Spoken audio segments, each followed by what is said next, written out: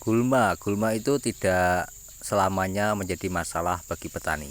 Oke, sahabat tani, ketemu lagi bersama saya di dunia tani. Oke, sahabat tani, gimana kabar kalian? Tentunya baik-baik saja ya. Oke, di kesempatan video kali ini dunia tani akan berbagi yaitu tentang gulma. Jadi gulma ini banyak sekali manfaatnya teman-teman ya. Selain bisa dibikin POC, juga bisa dibikin mulsa ya. Di video dunia tani kalau tidak salah 1 bulan sampai 2 bulan yang lalu sudah bagikan ya sebenarnya, tapi dengan beda gulmanya.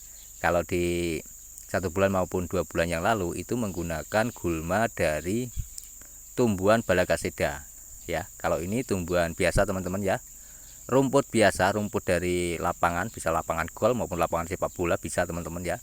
Ini dimanfaatkan dunia tani untuk dibikin mulsa. Kalau di tempat teman-teman ya ada jerami, gunakan jerami. Itu lebih bagus daripada gulma seperti ini teman-teman. Tapi kalau jerami itu khususnya untuk di perdesaan ya, itu biasanya kalau pengolahan jeraminya itu kan masih menggunakan manual ya teman-teman. Menggunakan untuk perontokan biji padi itu kan masih manual. Nah, kalau itu dibikin mulsa itu biasanya menimbulkan masalah, bisa tumbuh padinya ya. Makanya kalau ingin dibikin mulsa, pastikan dulu untuk biji padi itu tidak ada, agar nanti tidak tumbuh. Itu lebih bagus teman-teman ya. Oke, langsung saja saya bagikan dan simak video ini ya sampai selesai agar tidak gagal paham, dan tentunya pasti akan mendapat manfaat pada video kali ini. Oke, yang pertama ini saya akan bagikan yaitu poin-poinnya pada video kali ini teman-teman. Manfaat gulma ya, manfaat dari mulsa organik, kalau saya sebut adalah mulsa organik teman-teman ya, itu banyak sekali. Yang pertama bisa merendam suhu panas pada cuaca ekstrim seperti ini ya, karena di tempat dunia tani ini 2 hari ini teman-teman itu sangat ekstrim sekali untuk panasnya ya. Jadi saya mensiasatinya itu dengan mengasih mulsa dari gulma. Kenapa tidak menggunakan plastik, Pak? Kalau dengan pemikiran dunia tani itu bisa membakar tanaman ya. Kalau di musim seperti ini, musim panas seperti ini, sangat ekstrim ini. Tapi kalau dengan gulma ini malah bisa merendam suhu panas teman-teman. Jadi banyak sekali ya manfaatnya. Yang pertama, kita tidak meragukan lagi untuk tanaman kita terbakar. Yang kedua, kelembapan tanah itu menjadi bagus dan bisa terkondisikan ya. Meskipun dengan mulsa plastik juga sama teman-teman ya, tapi kekurangannya resikonya adalah tanaman kita pasti akan terbakar daunnya. Tuh resikonya teman-teman. Meskipun tidak besar ya, kecil ya. Tuh. Tapi kalau dengan gulma ini tidak ada permasalahan di situ teman-teman. Nah, apa tidak tumbuh gulmanya Pak nanti kalau kita mengasih mulsa dari gulma ini? Jadi dunia tani di sini ya sudah mempertimbangkan biar tidak gulmanya itu tumbuh, itu menggunakan gulma yang tidak ada bijinya, yang belum berbiji, yang belum berbunga, itu ya teman-teman, masih masa vegetatif ya. Itu jadi aman, tidak akan tumbuh teman-teman ya. Dulu di sini juga ya seperti di video 1 bulan sampai 2 bulan yang lalu ya, itu juga mengasih dengan mulsa dari gulma ini teman-teman. Hasilnya juga bisa dilihat ya, luar biasa, tanaman juga hijau-hijau. Nah, alasannya kenapa dunia tani menggunakan mulsa dari gulma itu kan, ini poin kedua teman-teman ya. Oke, saya akan bagikan pada teman-teman.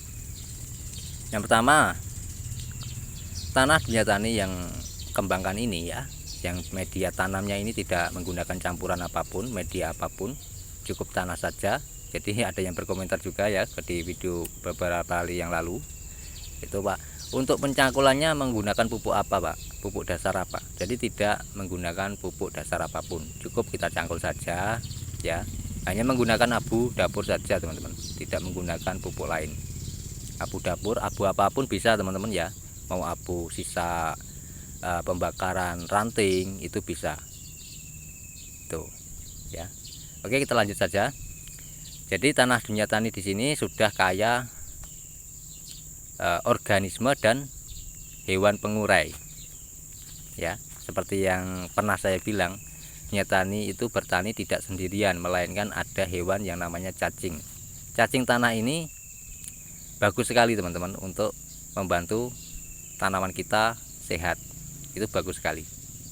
Ya, kalau kita tahu caranya. Tapi kalau kita tidak mengerti, tidak tahu caranya, ya pasti menganggap cacing tanah ini hama bagi tanaman kita. Sebenarnya tidak. Cacing tanah ini membantu kita untuk bertani teman-teman. Tuh.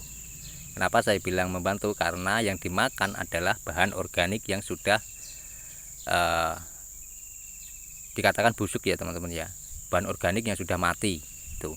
Tapi kalau kita tidak bisa memanfaatkan, kita tidak bisa mengasih bahan organik pada lahan pertanian kita, yang dimakan adalah akar dari tanaman kita. Itu loh. Masuk akal ya teman-teman ya. Kalau tidak percaya ya bisa dibuktikan sendiri ya teman-teman ya. Nah, jadi itu kenapa alasan saya menggunakan mulsa dari gulma, bahan organik, untuk mengasih makan organisme dan cacing tanah. Itu adalah makanan utama dari organisme dan cacing tanah teman-teman. Nah, ini bekasnya juga masih ada ya di tanaman sawi. Itu adalah bekas mulsa dari tumbuhan Balakasida. Kalau tidak salah 1 bulan yang lalu ya, pemberian mulsa dari Balakasida ya. Jadi selain bisa dibikin pupuk POC, juga bisa dibikin mulsa seperti ini teman-teman. Jadi semuanya, kalau mulsa gulma ini sangat mudah sekali untuk pengaplikasiannya ya. Mau belum ditanam kita kasih, sudah ditanam kita kasih, itu enak. Sedangkan untuk mulsa dari plastik itu harus mulsa dulu baru nanti kita tanam. Itu kan teman-teman ya. Tuh. Oke, dari sini bisa mengambil titik poin ya, sisi positif pada video kali ini teman-teman. Semoga bermanfaat dan bisa menambah wawasan teman-teman maupun sahabat-sahabat tani maupun teman-teman pemuda ya, terutama di pedesaan yang ingin bertani secara organik. Itu sebenarnya simpel, tidak ribet ya. Hasilnya juga memuaskan teman-teman ya, kalau kita tahu caranya. Nah, kita kembali lagi yang kalau kita sudah sering menggunakan pestisida, menggunakan pupuk kimia, apa bisa Pak untuk beralih ke organik? Jawabannya bisa saja teman-teman, tapi ada tahapannya. Tidak langsung kita 100% organik, ada tahapannya. Kenapa sering saya bilang dulu di 2 bulan yang lalu video dunia tani, nanti akan saya taruh link deskripsinya di bawah ini ya teman-teman ya. Kenapa dunia tani awalnya itu mengolah tanah menggunakan tanaman orok-orok ya. Tanaman orok-orok itu apa Pak? Ya tanaman sejenis kacang-kacangan teman-teman ya. Tuh. Kalau teman-teman tidak sulit untuk mendapatkan tanaman itu ya, bisa menanamnya dengan kacang tanah ya, kacang hijau, itu bisa untuk penggantinya teman-teman. Nah, tapi untuk daunnya ya jangan kita kasih pakan ternak, itu loh. Kita olah di situ juga, kita rotari ya, kita rotari di lahan pertanian kita, jadikan satu. Itu adalah bahan organik, bahan yang mengandung nitrogen sangat tinggi. Itu tanaman kacang-kacangan teman-teman. Itu pembenah tanah juga. Jadi kita tidak perlu buang-buang waktu untuk bikin katalis, bikin pembenah yang lain itu ya. Itu tidak buang-buang waktu itu teman-teman. Cukup kita tanam yang bermanfaat saja, itu bisa menjadi pembenah tanah yang luar biasa. Seperti kacang tanah, kacang hijau, itu juga pembenah tanah juga teman-teman sebenarnya. Kenapa zaman dulu kalau musim kemarau, memasuki musim kemarau itu menanam kacang tanah, menanam kacang hijau ya. Ya tujuannya untuk memulihkan produksi tanahnya itu sehat lagi. Tuh. Oke, semuanya ini saya kasih mulsa ya teman-teman. Mau tanaman daun bawang, mau bawang merah, maupun sawi, semuanya saya kasih. Tuh. Ini saya juga mengasih makan pada cacing gitu ya. Sebenarnya itu simpelnya begitu teman-teman.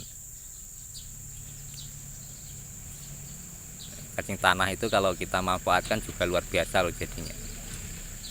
Ini dimakan nanti jadi pupuknya tanaman kita itu ya. Jadi kayak apa ya,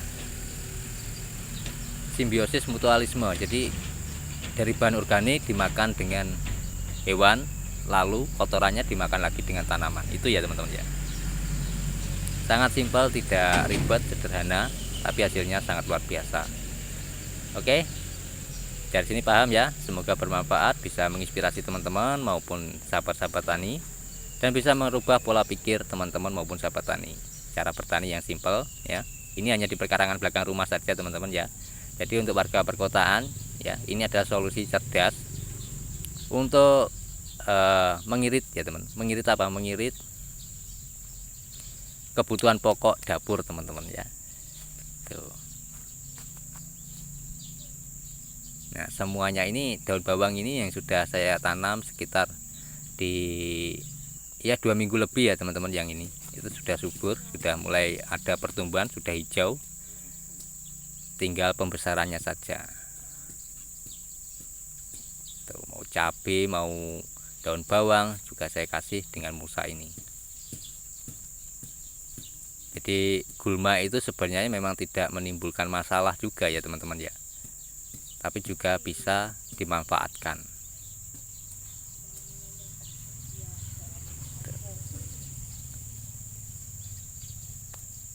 Oke, terima kasih ya sudah menonton sejauh ini. Semoga mendapat poin-poinnya dan ilmu-ilmunya dari dunia tani ya.